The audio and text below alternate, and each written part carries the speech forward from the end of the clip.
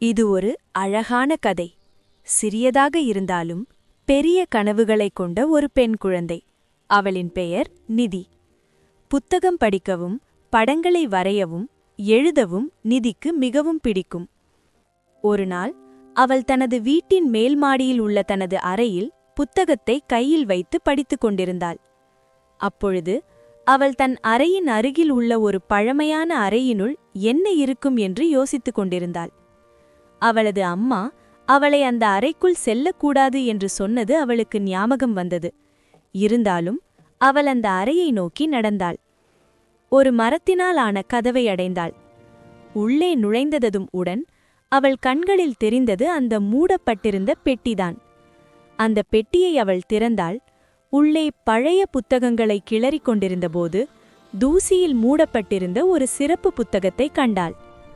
அந்த புத்தகம் விசித்திரமாக ஜொலித்தது. அதன் அருகில் ஒரு நீல நிற பேனாவும் இருந்தது.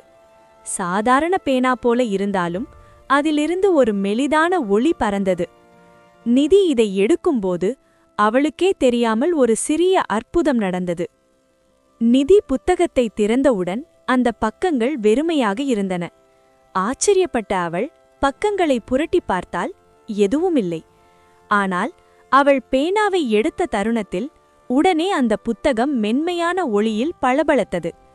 அந்த ஒளி, என்னை பயன்படுத்தி எழுதினால் நீ எழுதும் வார்த்தைகள் உயிர் பெறும் என்று சொல்வது போல இருந்தது. அது எப்படி சாத்தியமென்று நிதி அறியாதிருந்தாலும் ஒரு சிறிய சோதனை செய்ய வேண்டும் என்று எண்ணினாள். அவள் மெதுவாக மலர்ந்து நிற்கும் ஒரு ரோஜா என்று எழுதினாள். அந்த வார்த்தை பக்கத்தில் தோன்றிய உடனே நிதியின் முன்னால் ஒரு அழகான சிவப்பு ரோஜா மெதுவாக மலர்ந்து நிற்கிறது. அந்த சிறிய அறை முழுவதும் ரோஜாவின் மனம் நிறைந்தது. இவ்வளவு வியப்பான மந்திரத்தை கண்டதும் நிதி மகிழ்ச்சியில் துள்ளி துள்ளி அடுத்ததாக என்ன எழுதலாம் என்று யோசித்தாள். ஆனால் சில நேரங்களில் மகிழ்ச்சி கொஞ்சம் அவசரத்தையும் கொண்டு வரும். நிதி யோசிக்காமல் காற்று சத்தமாக வீசட்டும் என்று எழுதிவிட்டாள். அவள் அந்த வார்த்தையை எழுதிய உடனேயே வெளியில் இருந்த மென்மையான காற்று திடீரென்று மாறிவிட்டது. அது வலுவான காற்றாகியது, பின்னர் புயலாகியது. நிதி இருக்கும் கிராமத்துக்கே ஒரு மாய காற்று புயல் உருவாகத் தொடங்கியது. ஆனால் இது ஒரு சாதாரண புயல் இல்லை. இது நிதி எழுதிய வார்த்தைகளால் உயிர் பெற்ற மாயத்தால் உருவான புயல். புயல் வெளியில் சத்தமாக கோஷிக்கும் போதும் அந்த மாய புத்தகமும் பேனாவும் இன்னும் அவளது ஒளிர்ந்து கொண்டிருந்தன. அப்போது நிதி மெதுவாக உணர்ந்தால், நம் வார்த்தைகளுக்கு சக்தி இருக்கிறது. அவற்றை கவனமாக பயன்படுத்த வேண்டும். அவள் உடனே புத்தகத்தை திறந்தாள், பேனாவை பிடித்தாள். நிதி இந்த முறை மிகுந்த கவனத்துடன் எழுதத் தொடங்கினாள். காற்று அமைதியாகட்டும், புயல் நிற்கட்டும், வானம் தெளிவடையட்டும். ஒவ்வொரு வார்த்தை எழுதும்போதும் வெளியிலிருந்த புயலின் சத்தம் குறைந்தது.